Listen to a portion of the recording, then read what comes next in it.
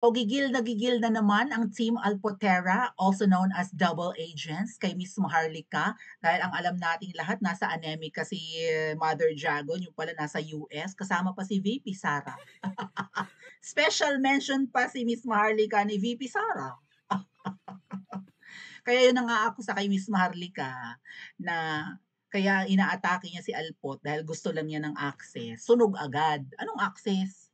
Kasi nga raw, si Alpotera ang access papunta sa mga Duterte kasi mahal na mahal ng mga Duterte si Alpot. At si Alpot daw ay girlfriend ni PRRT dahil single nga raw si Pangulong Duterte. Karapatan, ano yan? Ay! Oh, may nag-share. Ay, ano, nanonood ka ba ngayon, ano? Ano nga pala niya? Monja Dibib. Ito ba yung nilangaw, ha?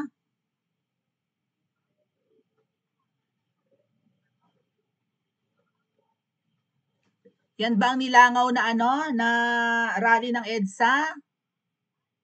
Oh, inggit na inggit ka kasi nagawa namin yan. Okay? Oh, sa tulong ng iba't ibang mga grupong maka-Duterte, eh ang grupo mong kulto, wawalo lang yata kayong pumunta doon, tapos parang naniniktik lang kayo. Tama? Yung mga Dutertista mo, parang walo lang ang dumating. Naka 100 man lang ba kayo?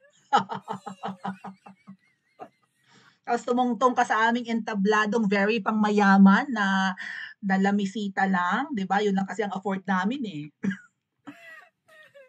Oh, yan. Galit na galit yung mga yan. Inggit na inggit. Diyos ko po. Oh, ayan. Mainggit kayo lalo kay Mother Dragon.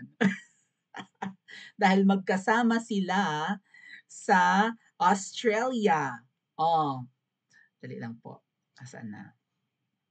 Special mention pa si Miss Maharlika ni VP Sara. Anong access ang sinasabi nyo? Hindi niya kailangan yung lintik na alputera na yan. Pwede siyang dumirekta. Oh, post ng Mahal na Reyna. Pag-usapan natin yung mga pagsunog ni Mahal na Reyna sa mga susunod na live. Sinusunog ng Mahal na Reyna si Monya Dibib. At saka yung ibang mga double agents or mga peking Duterte supporters na mukhang namamantikaan ang nguso. Kung si Miss Maharlika ang tatanungin nyo, mag-ingat tayo sa mga double agents. Madaling malaman kung sino yung mga yan. Mga pro-IME. Okay? Hindi ko nila lahat, pero pro-IME. Kasi yung mga double agents, magaling din mga recruit ng mga tropa nilang mga vloggers, kung sino-sino. Magaling silang mang-infiltrate. So, yung iba na ayaw kay Aimee noon, naging pro-Aimee na ngayon. Plus, ano pang sign, inaaway nila si Ma'am Hanilet at saka si Kitty. Ah, yan. And another sign ngayon, kung para malaman nyo kung sino mga double agents, inaaway nila si Miss Maharlika. Ah, galit na galit silang lahat kay Miss Maharlika. Ang akusa nila, tauhan ni Tambalos. Noon, ako ang inaakusahan nila niyan. Hoy! Pakibalik sa akin yung accusation nyo, mga double agents. Ba't si Miss Maharlika na lang ngayon? Ako raw, tao raw ako ni Tambaloslos, no? Ni Martin Romualdez. Ngayon si Miss Maharlika na yung inaakusahan nilang tao ni Tambaloslos. Hoy, mga Team Alpotera, also known as double agent. Kung tao ni Tambaloslos si Miss Marlica, total may access naman kayo. Okay? Kontakin nyo kaagad si Alputera para dumiretso sa pamilyang Duterte para bigyan sila ng alerto. Mag-ingat kayo, VP Sara, mag-ingat kayo Kong Polong, mag-ingat kayo Baste, kay Maharlika tao yan ni Tambaluslos. Kung maniniwala sa inyo ang mga Duterte. So posted by Mahal na Reyna, na nagpapakulo naman talaga sa dugo ng mga Alpotera gang. Oh, miyembro ng Alpotera gang. Inday Sara, sabi ni Yu Chang, maraming salamat sa lahat ng organizers kanina sa Australia. Shout out sa mga nanonood sa Australia and thank you so much po. Uh, Maraming salamat sa lahat ng organizers, speakers, OVP staff, lahat ng OFW at sa vlogger na si Maharlika. Aroy, pinasalamatan si Miss Maharlika. Aroy, aroy, aroy. Konsumido na naman. Umangat na naman ang mga balakubak sa anit ng mga double agents. Oh, sabi ni Mahal na Reyna, pwede paki-repost nito mga double agents. Share naman dyan. Oh.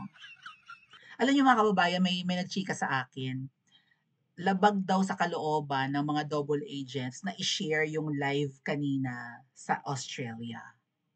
Kasi nung nalaman nila na nandun si Miss Maharlika kasama ni VP Sara, kumukulo ang dugo. Tama ba? Shoutout double agents, labag na labag daw sa loob ninyo ang i-share ang event kanina sa Australia. Kaya lang wala kayong choice, mabubuking kayo 'pag hindi kayo nag-share.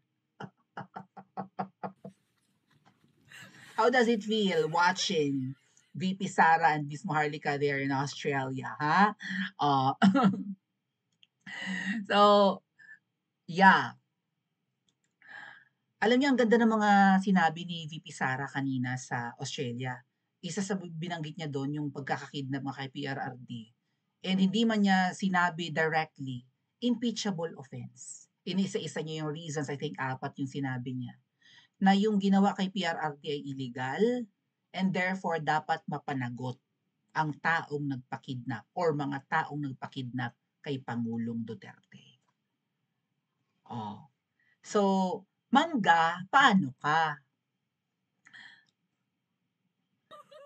Hanggang kailan mo pagtatakpan ang iyong igsuon, ang iyong manghod, ang iyong utod? Shout out sa mga Bisaya dira, nga dako buli bala. Kag kahumot kaayos ang ilang mga buli, buli. Oh, mga bigatla dira. Charot. Oh, kailan mo aaminin na kapatid mo ang may kasalanan sa illegal na pagpapakidnap kay Pangulong Duterte? Kailan mo kakausapin ang iyong kapatid para bawiin yung desisyon ng pagpapakidnap kay PRRD kung totoong maka-Duterte ka mangga? Kapatid mo ang pwedeng tumapos sa paghihirap nung matanda doon, mag-isa, malamig, hindi sanay sa gawaing bahay, kasi nga presidente yan, abogado, busy, may asawang nag-aalaga noon, ngayon namayat ng gusto according din kay VP Sara kanina sa Australia. Hindi raw natin nakita si PRRD ng ganun kapayat. Sobrang payat daw ni Pangulong Duterte, 80 anyos na yon. And I hope, 'di ba, matibay ang puso ni PRRD doon kasi ang katawan niya bibigay. Okay?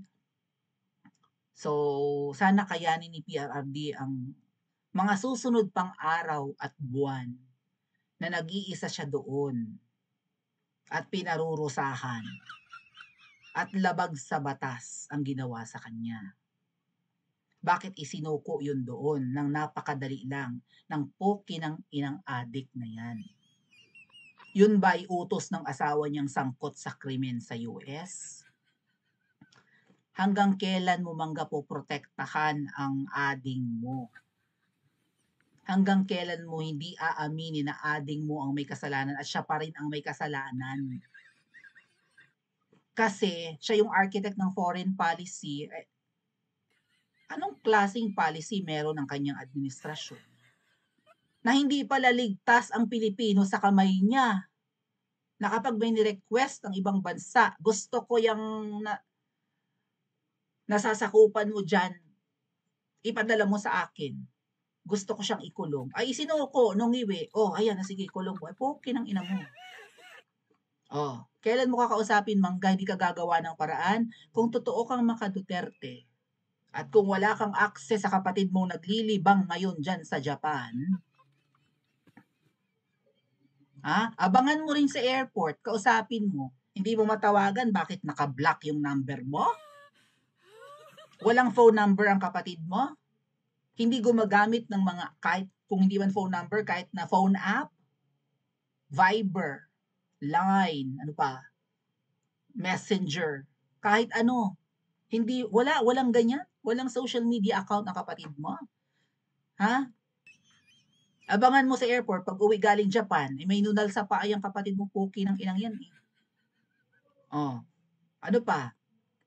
Pumunta ka dun sa labas ng palasyo ng mga ahas, sa Kamangyang, pumunta ka dyan sa labas ng palasyo ng Kamangyang. Ha, magpagulong-gulong ka doon para makuha ang atensyon mo, ang pansin makuha makaagaw ka ng pansin. Gusto kong kausapin ang aking ading, gusto kong itama niya 'tong ginawa kung totoo kang maka-Duterte. Ay magaling kang mang-into, ha? Kahit pa sinabi ni VP Sara kanina sa Australia na ibang tao 'to si Imir. We respect that and I hope may ibang strategy si VP Sara kung bakit she's bringing the enemies closer. Tama ba mga kababayan? Oh, pero ayan, pinasasalamatan ni VP Sara si Miss Maharlika sa kanyang mga effort sa paglaban sa totoong kalaban ng Pilipinas. Bukod dyan sa adik na ayaw magpa-hair follicle test, ang namumuno sa Pilipinas ay ang babaeng ahas. Na binigyan na nga ng apelyido ni Mangga, Araneta raw. Pati yung Romualdez. Yun daw ang totoong namumuno sa Pilipinas. Hindi ba impeachable offense yan mga kababayan? So sino kaya ang kikilos? Kasi itong mga alpotera na inggit at nangiintriga kay Miss Maharlika ay sambang-samba rin dito sa Mangga. Kaya kung yung Mangga ay peke, peke rin yung mga sumasamba sa kanya. Again, ang sign kung sino ang mga double agents, yang mga yan ay pro-Mangga. And ngayon, pro-alpotera na rin. Na ang kanilang reaction nung binulgar ni Miss Maharlika na may isang babaeng ipinangangalandakan yung hubad na picture ni PRRD ay doon kumampi sa nagkakalat ng picture ni PRRD. Bakit? May napapala ba sila sa isang yun? Paki-comment nga po sa comment section at mag-like and subscribe din po kayo.